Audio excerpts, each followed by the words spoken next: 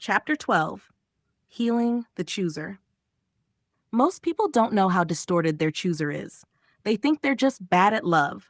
They think they just haven't found the right person. They think it's bad luck, bad timing, bad chemistry. But the truth is simpler and harder than that. They are still choosing from the wound. If someone was wounded early, if someone they needed didn't show up, didn't choose them, didn't stay, then every romantic relationship that follows becomes a reenactment. Not of love, of unfinished ache. They don't want a partner. They want a redo. They want to find someone who will finally do what the first one didn't, choose them. Stay, see, love, rescue. It's not about the present. It's about the past trying to finish a sentence it never got to speak. And until you name that, you'll keep calling hunger love. You'll keep choosing what feels like chemistry, but it's really just a body remembering the shape of being ignored. So healing the chooser doesn't begin with better dating advice. It begins with stopping the reenactment. For Alfred, it started with presence. Anna wasn't cruel. She was warm, intuitive, even fun at times. But she had a rhythm he couldn't quite explain, one that came close and pulled away in equal measure. At first, he did what he always did. He reached. He held space. He made the effort. But somewhere in him, something shifted. He started to feel the weight, not as rejection, but as imbalance. So he stopped reaching. He didn't go cold. He didn't punish. He just became still. He let her be exactly as she was and stopped trying to compensate for the space she wouldn't cross. And something strange happened.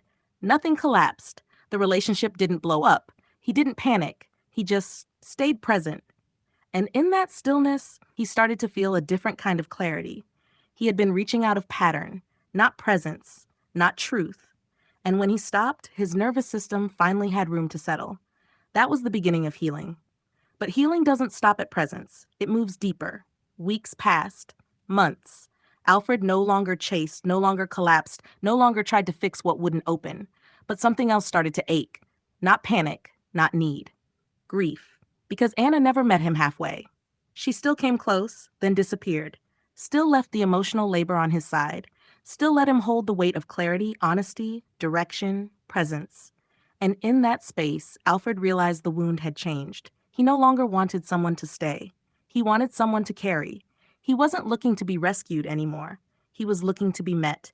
And she wasn't meeting him, not because she didn't care, but because she didn't want to be seen that deeply. So Alfred wrote her a note. He told her what he saw, what he felt, what he knew. He told her that she was enough, that she didn't have to change for him, that he wasn't asking for anything, just telling the truth, clean and whole.